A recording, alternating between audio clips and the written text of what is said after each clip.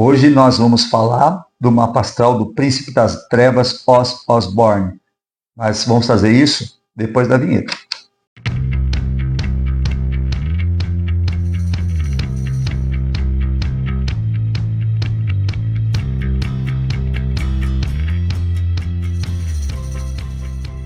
Bom, hoje nós vamos fazer o nosso vídeo comentando o mapa astral do Oz Osborne. De certa maneira é uma homenagem, porque ele faleceu essa semana, né? O Ozzy, ele nasceu no dia 3 de dezembro de 1948. Horário, há controvérsias, mas nós encontramos esse mapa astral das 6 horas da manhã, que ele é bastante frequente, pelo que eu vi nas redes sociais, é o que está circulando mais aí, na cidade de Birmingham, na Inglaterra. Né? Então, o Ozzy, ele, por esse mapa, ele teria Sol em conjunto a Mercúrio em Sagitário, isso não muda, né, independente do horário, porque tem alguns mapas que vão trazer um outro ascendente, né? Esse mapa especificamente traz ele o ascendente Escorpião, né? Um ascendente assim bastante conveniente para essa visão que a gente tem dele, uma coisa sombria, né? Essa persona que ele interpretava nos seus shows. E Lua em Capricórnio, também não muda. Falo isso porque tem mapa que traz ele com ascendente em Libra, tá? Mas, de qualquer maneira, tem coisas no próprio mapa dele que, mesmo se ele for eventualmente ascendente em Libra, acaba tipificando ele bastante com essa figura exótica, né, que ele era bastante exótico, visual bastante exótico. Né? Basicamente, a coisa já começa pelo Sol em Sagitário. Né? O Sol em Sagitário, ele normalmente dá uma identificação com diferente, né? Com aquela coisa meio que estranha. Isso já é muito típico do Sol em Sagitário.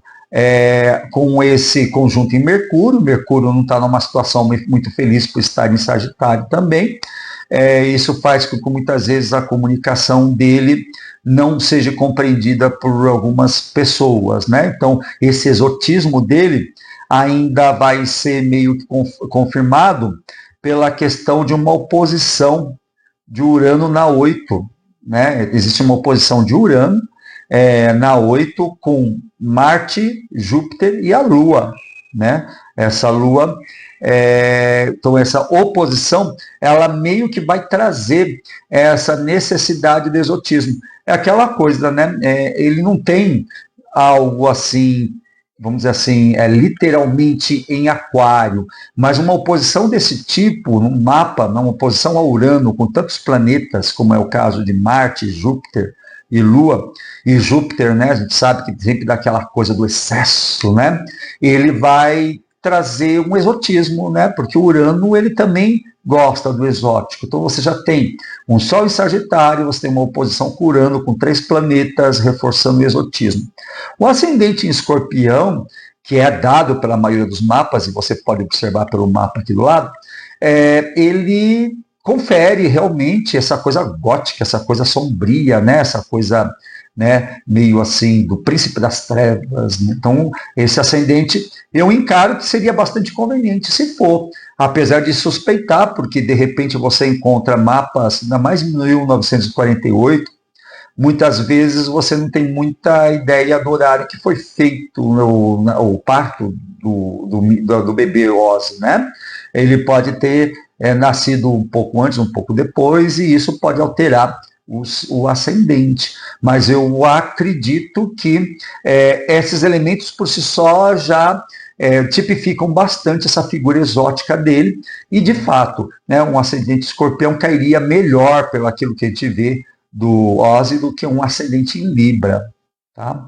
A gente tem também Saturno no meio do céu em Virgem, segundo esse mapa. Bom, esse Saturno no meio do céu, ele pode mudar se de repente esse horário não foi exatamente esse. Mas supondo esse horário, é o que acaba dando uma certa credibilidade ao mapa, porque um Saturno no meio do céu sempre vai chamar atenção a alguma coisa, né?